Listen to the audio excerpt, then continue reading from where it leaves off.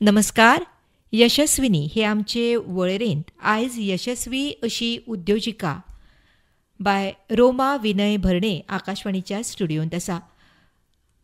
तांची वळख करून दिवची जाल्यार फूड ब्लॉगर म्हणून सद्या त्यो ह्या वेवसायांत आसा.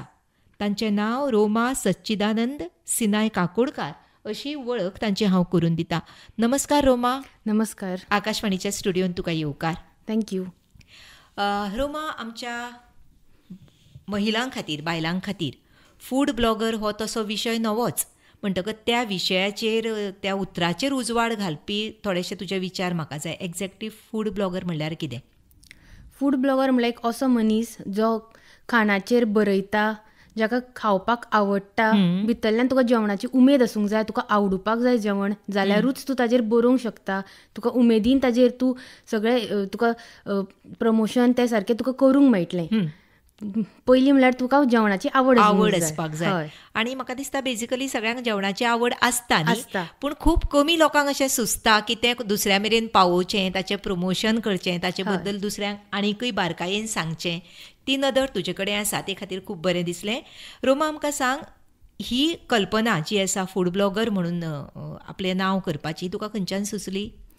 हांवें हें स्टार्ट केल्लें 2017 तेन्ना चड फूड पेजी अश्यो नाशिल्ल्यो ऑनलायन. सो तेन्ना म्हाका अशें दिसलें की आपली एक सुरू करची. हांवें तेन्ना चिंतून नाशिल्लें की तें इतल्या हाजेर पावतली. हांवें बेश्टेच अशेंच म्हज्या उमेदीक हांवें सुरू केल्ली की पळोवया, घालया फोटो, जेवणाचे फोटो काडपाची उमेद सगळ्यांक आसता आनी हांव काडटालें. आनी हांव पयलीं अशें करतालें की हांव म्हजे फोटो घालतालें आनी सगळ्यांक सांगतालें तुमी आज कितें खाता तांचो फोटो म्हाका धाडा, हांव घालता आनी तुमकां क्रेडीट दिता सकयल. पूण हें तेन्ना फक्त घरा पुरतेंच आशिल्लें? घरा पुरतें न्ही, भायर रेस्टॉरंट्सांनी हांव वतालें तेन्ना सुद्दां हांव फोटो काडून घालतालें. आनी त्या रेस्टॉरंटाचो मागीर एडवर्टायज कसो करतालें? म्हणल्यार तेन्ना तांकां कळटालें कळनाशिल्लें तें म्हाका खबर ना. तेन्ना तें इतलें व्हडलें नाशिल्लें तेन्ना. 2017 म्हणल्यार खूब पयलीं जालें पळय, 6 वर्सां पयलींची खबर. तेन्ना व्हडलें कोणाक कळ्ळें नाशिल्लें, खबरूय नाशिल्लें. तें आपल्या उमेदीक म्हणून घालप आशिल्लें. आतां मातशें तें चड हाजेर पावलां. हय. म्हणटकच तूं स्वता जावन वतालें खंयच्या रेस्टॉरंटा कडेन, किंवा तूं अप्रोच करतालें तांकां, काय ते तुका करताले हें सगळें करपाक? पयलीं 2 वर्सां हांवें स्वताच रेस्टॉरंटांनी हांव गेलें. पयलीं फक्त फोटोचेरूच चलतालें. पयलीं हांव फक्त फोटो घालतालें, बेश्टे फोटो घालतालें. अशें करता करता वतालीं, खातालीं, फोटो काडटालीं आनी ते मागीर घालप फोटो सोशल मिडियाचेर घालप. मागीर 2019 एका फूड एपान जे मार्केटींग लोक काम करतात तांकां म्हजी पेज मेळ्ळी. आनी एकूच म्हज्या भशेन फूड ब्लॉगर आसा, तांणीच म्हजें नांव तांकां सांगलें की ही एक आसा पेज, तांकां पळय ती येतली जाल्यार. सो 2019 वुमन्स डे आशिल्लें. 2019 वुमन्स डे त्या दिसा म्हाका एका रेस्टॉरंटान आपयलें तांणी की हें बाबा आसा, तुका करपाक जातलें काय म्हणून. सो हांवें म्हणलें हय करुया, पळोवया, वुमन्स डे आसा, बरो दीस, करुया सुरवात. म्हणजे हांगच्यान सुरवात जाली कमर्शियली म्हणटा तशी. तितलो ते बेटे उमेदी पुरतें आशिल्लें. हय. आतां हाची आयडिया तुका खंयच्यान आयली? अशें खूब सट करूंक सुचना न्ही कोणाक? सोशल मिडियाचेर हांव पळयतालें तेन्ना 4-5 फूड पेजी आशिल्ल्यो. त्यो म्हाका बरें दिसतालें. ती बरे बरे फोटो काडटा आनी फोटो काडपाची म्हणून एक तरा आसता, बरोबर, एक स्पेसिफीक स्टायल आसता फोटो काडपाची जी सगळ्यांक येना. जेवणाची पळोवन रूच येवपाक जाय. ते थोड्यो अश्यो पेजी आशिल्ल्यो ज्यो पळोवन म्हाका इतलें बरें दिसतालें की ती उमेद आयली म्हाका की हांवूय करता. सो ती तशी थंयच्यानूच उमेद म्हजी सुरू जाली. आनी आतां तुका रेस्टॉरंटा आपूण अप्रोच करता, काय तुजो अजून तशेंच आसा की तूंच तांकां अप्रोच करप? ना, हांवें स्वता चड रेस्टॉरंट्सांक केन्नाच अप्रोच करूना. एक 2 बी, ते बी सुरवातेक. पूण जेन्ना म्हाका आपोवपाक लागली स्टार्ट, जेन्ना फर्स्ट हातून म्हाका आपयल्लें तर म्हाका फोटो दिसता लोकांक आवडले. त्याच फूड एपाच्या लोकांकूच म्हजे ते फोटो आवडले. सो तांणीच म्हाका आनीक 2-3 रेस्टॉरंट्स अशी दिली की हातून बाबा आसा, प्लीज यो आनी कर तुजें. सो ताज्या वयल्यान मातशें फुडें फुडें सरून मागीर कोण फ्रेंडाचे रेस्टॉरंट तांणी आपयलें आनी कोण वळखीचे तांणी आपयलें. अशें करून करून तें म्हजें वाडलां. आतां म्हाका सांग, हें आवड म्हणून तुवें सुरू केलां तें बरोबर आसा, पूण खंय तरी दिसता न्ही हाचे पासून थोडोसो फायदो जावचो, कारण पयशांची गरज आनी हें तें सगळ्यांकूच आसता. नाजाल्यार तुजें तें काम ताच्या बदला तुका कितें तरी मोबदलो जाय न्ही. सो तुका हातूंतल्यान कितें प्रॉफीट आसा किंवा पयशे मेळटा अशें कितें आसा, काय बेटी उमेदूच म्हणून उरता तें? सो ही फूड पेज जेन्ना हांवें सुरवात केल्ली, म्हजो ऑलरेडी एक चॅनल आशिल्लो युट्यूबाचेर जाचेर हांव म्हजे बेश्टे व्हिडिओ घालतालें. सो मागीर म्हजी भयण तन्वी ताणें म्हाका सांगलें तूं आतां खाता तांचो व्हिडिओ कर आनी घाल युट्यूबाचेर, कित्याक युट्यूबाचेर तूं एकदां मातशें वयर सरलें की तुका फायदोच आसा. बरोबर. सो म्हजी फूड पेज आनी युट्यूब हांव पॅरलल दवरपाक लागलें. आपयता सगळ्याक कडेन प्रमोशन केलें. युट्यूबाचेरूय व्हिडिओ घालो, बाकी सोशल मिडियाचेरूय घालो, तांकांय बरें आनी म्हाकाय फायदो. अशें करून करून युट्यूबाचेर म्हजें अर्निंग स्टार्ट जालें.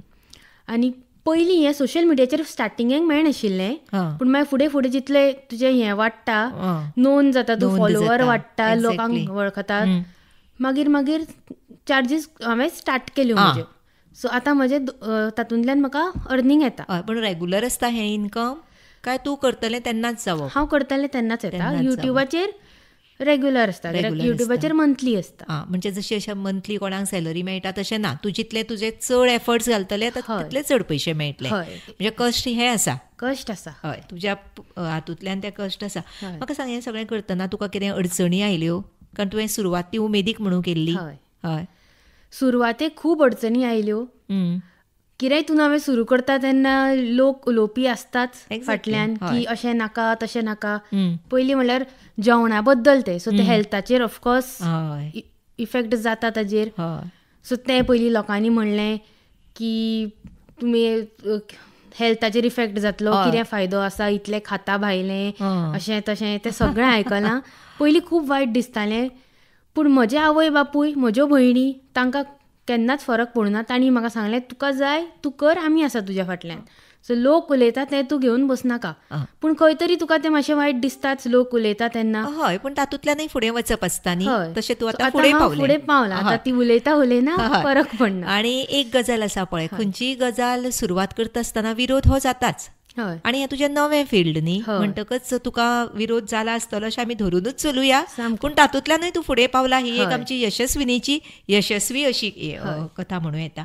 म्हाका सांग, कॉम्पिटिशन आसता पळय, आतां खंयच्याय बिझनेसाक तूं वच, आर्ट वर्क म्हण, एम्ब्रॉयडरी, खद्यानय वच, तशेंच फूड ब्लॉगर हातून ह्या फिल्डान कितें कॉम्पिटिशन्स बीन आसा तुका?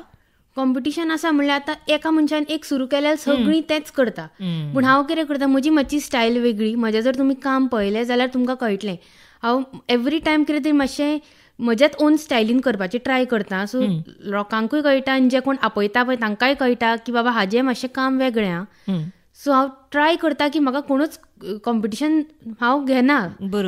आसा खूब लोक आसा जे म्हज्या मागीर सुरू करून म्हज्या फुडें पाविल्ले आसा, तांचें बरें जावं. पूण म्हजें एक हातूनच हांव चलता की म्हाका सायडीक कोणूच लागना, कोणाक आनी बाकीच्या फूड ब्लॉगरा बरोबरूय हांव वचना. हांव एकटें म्हजें वता, बसता, करता, येता. सो बाकीची कितें करता ताजेर हांव लक्ष दिना. म्हजेंच ओन युनीक वेन हांव चलता. बरे भशेन चल्ला. म्हाका एक सांग रोमा, पळय कशें आसता, आतां तूं एक समज सरकारी नोकरी करता, थंय तुका दर वर्सा म्हण तूं प्रमोशन मेळटा, इन्क्रिमेंट मेळटा. तूं एक समज बिझनेस करता जाल्यार तूं एका दुकाना फाटल्यान तुजें दुसरें सुरू करता, तिसरें सुरू करता. तुजे हातून तुज्या ह्या लायनीन प्रमोशन कशें कितें, फुडें वचपाची वाट कशी कितें? प्रमोशन म्हणल्यार हातून मेनली तुजे फॉलोवर वाडटा तशें, लोक तुका वळखता तशें ताजेर आसा. वयर वयर सरता तितले म्हणल्यार रेस्टॉरंट्स तुका रेकॉग्नायज करता, एका फाटोफाट एक आपयता, तातूनच तुजें प्रमोशन जाता. हय, तूं खंय लॉसान अशें वचना, फुडेंच पावता. बरी वाट. कारण अशें म्हणटात न्ही, कोणाकय खूश दवरतलो जाल्यार ताची वाट खंय पोटांतल्यान सुरू जाता. म्हणटकच जेवण खाण हें आमकां एक नेसेसिटी, गरज मनशाची.